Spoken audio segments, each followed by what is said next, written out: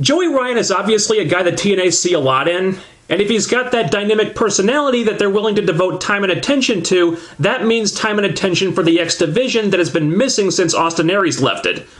I don't see why Kenny King couldn't be in the mix, but I'm not unhappy about this at all. Although whether or not No Job Rob will ever be willing to actually put over a guy like Joey Ryan, that remains to be seen. And I'd like to call attention to something in this segment. Todd Kennelly is talking. Matt Morgan gets on the microphone, and what happens? Kennelly immediately shuts his mouth. Why?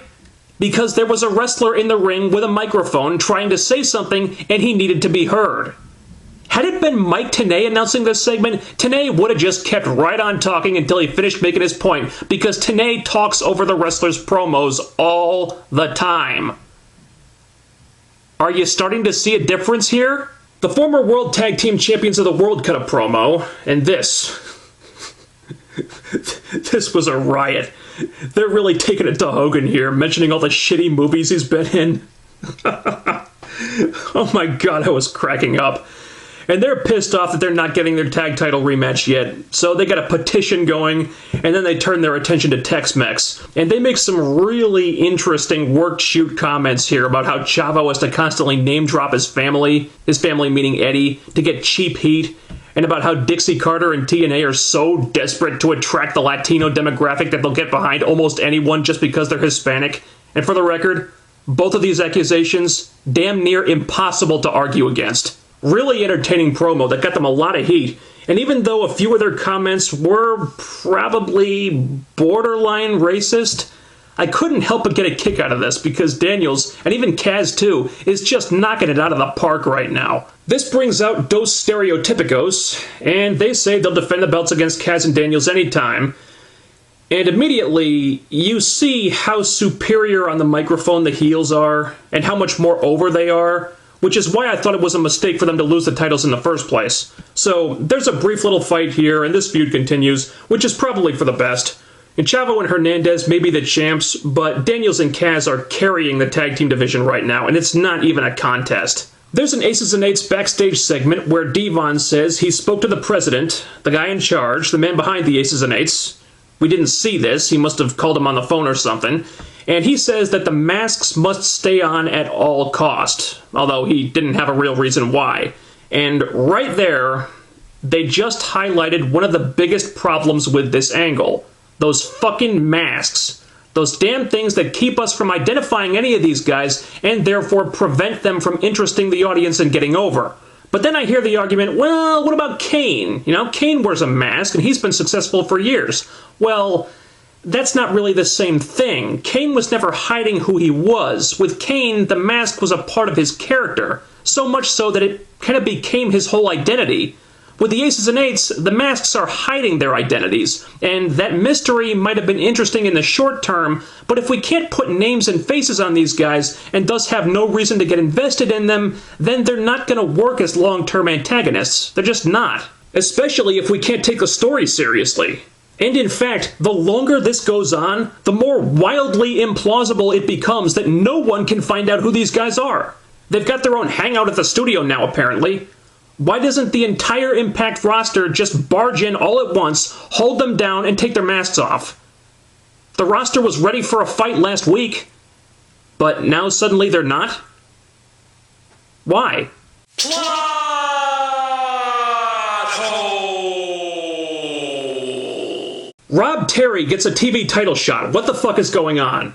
Yet again, I am standing before another ignoramus. When's the last time Rob Terry won a match? When's the last time Rob Terry even had a match on this show? And now all of a sudden he's getting title shots? What the fuck? Samoa Joe destroys him in short order, thank fuck for that. And once again, Magnus does not show up. I don't know anymore on that one, I just don't. These last 2 weeks have been fine for quick enhancement matches for Joe to make him look like a dominating force and a strong champion, and that's all well and good. But the fact that the Robbies of all people are once again inexplicably getting repeated title shots, regardless of how many times they get their asses handed to them, is making me nervous. Nobody cares about you guys. At all. We've seen this before. Last time, the results were pretty intolerable. TNA, for the love of God, let's not do it again. I will not participate in this charade this evening. They did Austin Aries versus Ken Anderson. This was set up because Aries was making fun of the guys in the Championship Thursday selection process for kissing Hogan's ass. He mentioned Mr. Nanny. Oh my god. The writers must have been ribbing Hogan this week with the mentions of all these god-awful movies he's made.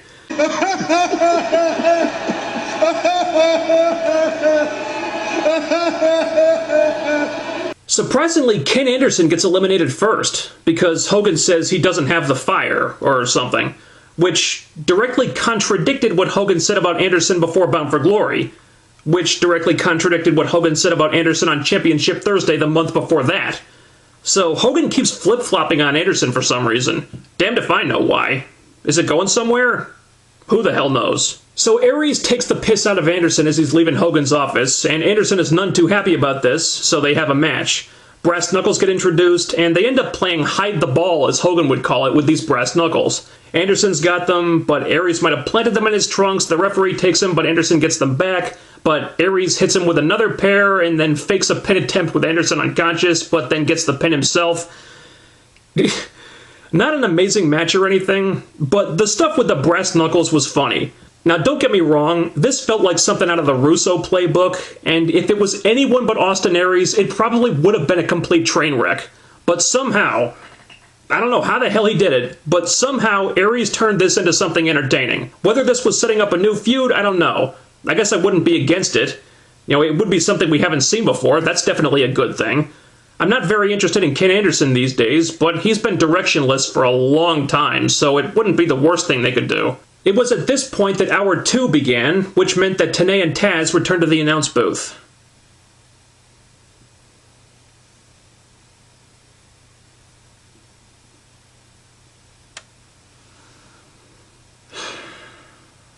Man, Hour 1 sure was sweet, wasn't it? So then we had our Knockouts title rematch from Bound for Glory. Tara, of course, brings Jessie Goddard out with her, and she's so giddy, she's skipping to the ring, she's so smitten with this poser. You know, AJ Lee could probably sue for gimmick infringement, but anyway, this was a big disappointment. I know Tara and Tessmacher can put on a great women's match, they had one at Bound for Glory, but not only was this nowhere near as good, it just felt like an afterthought to put over the Jessie Goddard situation. Speaking of which, by now we've learned two things about this angle. The first being that the crowds are really not reacting to Goddard's yet. Not at all. If anything, he seems to be killing the heat that Tara already had. And the second, him being out there is negatively affecting Tara's matches, and those are two of the main things you don't want a gimmick to do. This whole show is ridiculous!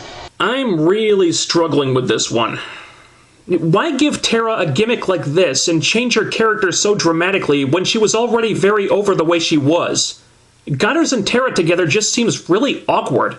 It doesn't feel like something Tara would do, it feels like something Madison Rayne would do. I don't see how it makes sense for her character. I know it's only been 2 weeks, and it might improve later on, but so far this gimmick just feels all wrong for her. Then Brooke Hogan comes out and says that next week is Open Fight Night and ODB is challenging Jessie Goddard. Destination? Horror. Okay. Question. We all know that Spike TV will not allow men to attack women on this show. They've said this on iMPACT. So how on earth does something like this, an intergender match, even get booked in the first place? Now, granted, ODB is in a bit of a gray area when it comes to the issue of men attacking women, but still, this really doesn't add up. Unless we're to assume that Goddard has lady parts or something. You have a vagina! I know what's gonna happen. I can see it in my head clear as day. This match is just gonna be a complete clown fest and most likely serve as a way to introduce Eric Young into this feud. Ha-ha! Yeah, I'm sorry, this feud is just not for me. In a segment that we really should have gotten last week, Bully Ray calls out Devon, and we finally get an explanation for why Devon joined the Aces and Eights. It's not that surprising. His contract expired, and all Hogan's talk about him working hard to get Devon back was bullshit, and he really didn't do anything to bring Devon back. It remains to be seen how exactly Devon got a new contract, if that's the case.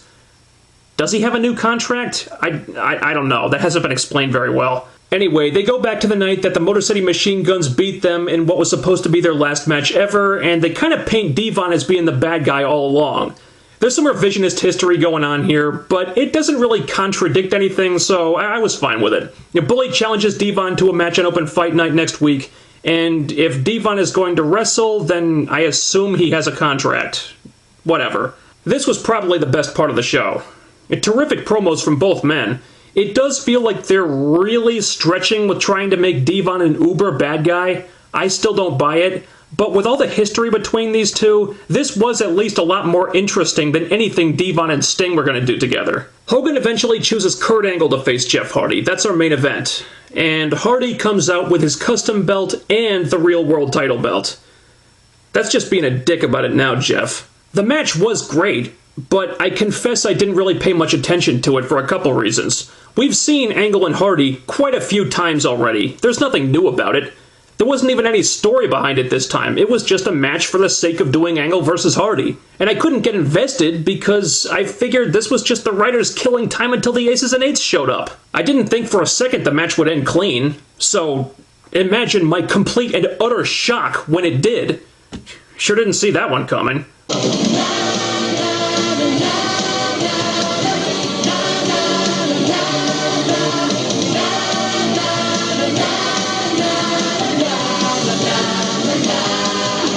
So it turns out this wasn't about the Aces and Eights, it was about putting Hardy over strong in his first title defense. Then the segment turned #great when Austin Aries attacked Hardy, which the camera missed because it happened during an instant replay. Someone mistimed a cue there. This whole show violates everything about my journalistic integrity. And Aries announces that he's cashing in his rematch clause at Turning Point. This was disappointing to me, because it pretty much goes against what Aries said last week about waiting for the right time and place and cashing in when Hardy was vulnerable and stuff.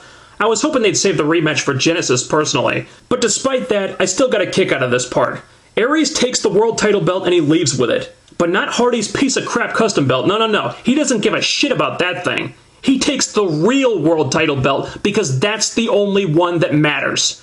And that is just fucking beautiful. I love the complete disdain that Aries has for Hardy's custom belt. And the sad thing is that he has to play the heel when he does this, because if you think about it, the roles really should be reversed. Customizing a championship to get your own personalized belt is and always has been something a heel would do, because you're so arrogant, so self-centered, and you don't respect the title the way it is. But when you're a babyface, the one who's supposed to respect the championship more than the other guy, and you get your own customized belt, it just makes you look like a douchebag. So I don't like that they're doing the rematch so soon, but good lord, I swear, Austin Aries can do no wrong. Then the show ends with the Aces and Eights attacking Kurt Angle backstage. I appreciated that they waited until after the match finished clean to do this. I assume it'll lead to some kind of tag match with them versus Kurt and Bully Ray at Turning Point. Unfortunately, that really doesn't interest me. This show was predictable in that you could pretty much call all the match outcomes in advance. Even in the main event, you knew there was no way Hardy was going to lose. But I would still rate this episode above the one from last week, mostly for two reasons. First of all, new announce team. Oh, hell yeah. Yes!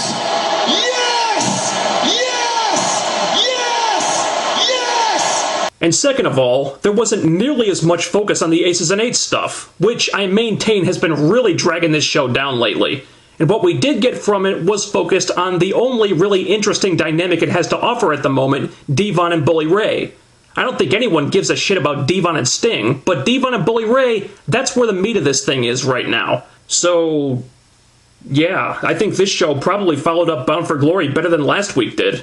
It felt like more actually happened this time. Some of the stories are moving forward now. There's a few potential new feuds. The Aces and Eights thing is still going nowhere, but there is some other stuff to enjoy at least. And that's all I got for now. I'll see everybody on Sunday for the live stream Q&A. Check my Twitter for updates on that.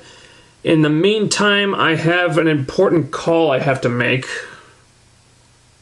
Now, where the hell did I put my phone? Could have sworn I left it right there on the desk. Oh man, this is really annoying. I never lose my phone.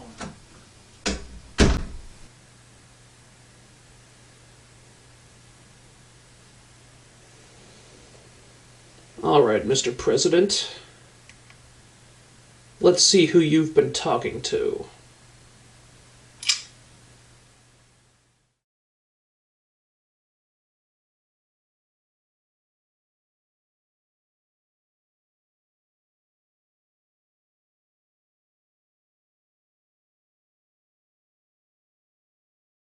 Cut!